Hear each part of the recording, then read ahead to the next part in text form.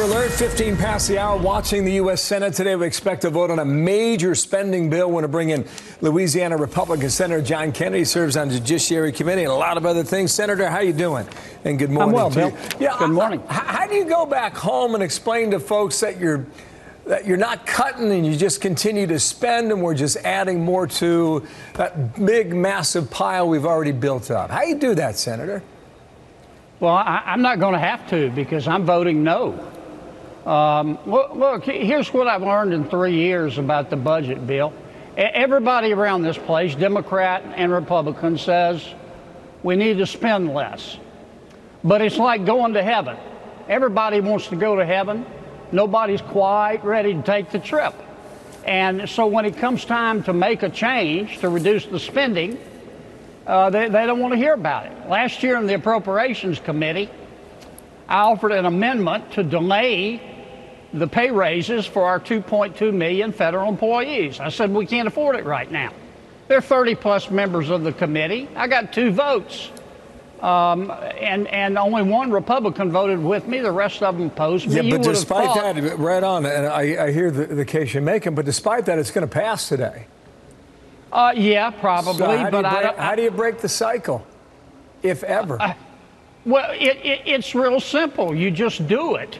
The Office of Management and Budget sent over hundreds of suggestions on which I think many Republicans and Democrats could agree to reduce spending, consolidation of programs, economies of scale, stop giving consultant contracts at the IRS to consultants that owe back taxes, and none of those suggestions were even considered, and that's why I'm voting against the bill. Okay. I'm not saying everything in the bill is bad. I like the part about increasing defense spending. There's some good stuff, yeah. I mean, good stuff in there for the military. Listen, there's another hot topic up there because Democrats are hammering John Ratcliffe, and I don't know if this is real or if it is something that they. Maybe they don't know him well enough. You know, I don't know him. You don't know him. I don't know him. I'm looking. Look, my feeling is that a president, whomever the president is entitled to surround himself or herself with the advisors that they feel comfortable with. But my job is to advise and consent. And I don't know Mr. Ratcliffe. I've read the news articles about him, but I want to get to know him, and I want to do some research in his background. Okay, what I wanted to play for you is Chuck Schumer just went off yesterday, saying it wasn't qualified. Watch here.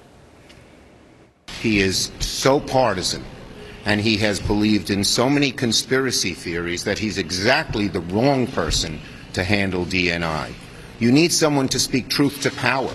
You need someone to tell the president, if you do this, there's a danger of war or a danger of Americans being killed. And Ratcliffe has shown no inclination to speak truth to power. Now, there are Republicans who have already run to Ratcliffe's defense. He has been on the leading edge of looking at the investigators, of the investigation for all the whole Trump campaign stuff. Just a quick answer on that as to how you think this is going to go. Well, with respect to Senator Schumer, you have to consider the source. I suspect Mr. Ratcliffe will be confirmed. I just like to know more about people whose vote I'm being asked to give before I make the vote. Okay, all right, got that. What did you think of last night? Did you spend any time watching the Democrats debate I did. In Detroit? What did you think, sir? Well, I'm not buying the storyline of progressives versus moderates. I would remind you that the lesser of 2 socialists is still a socialist. And what I heard last night, even from the so-called less liberal candidates, and I'm not impugning their integrity, but even from the less liberal candidates, I heard a job-killing, soul-crushing socialist agenda. The only thing missing was the Cuban national anthem. Same old stuff. Socialism, illegal immigration, abortion, socialized medicine or moral goods, free enterprise, border security, sanctity of life, your on-the-job health insurance. Those are all moral bads. And at the rate my Democratic friends are going, the American people are going to have a very stark choice, Bill, in this election. No. It's going to be growth versus redistribution. It's going to be, do you believe in more freedom or more free stuff? And my Democratic friends want to pay for that more free stuff out of your bank account. Yeah, it's going to be interesting. And we got a long way to go, too, by the way. In all likelihood, Democrats will take this nomination all the way to their convention in Milwaukee, Wisconsin. Senator, I got to run. I don't know how it played in Havana, but I appreciate you coming back today. Thanks, man. Thank you, Senator.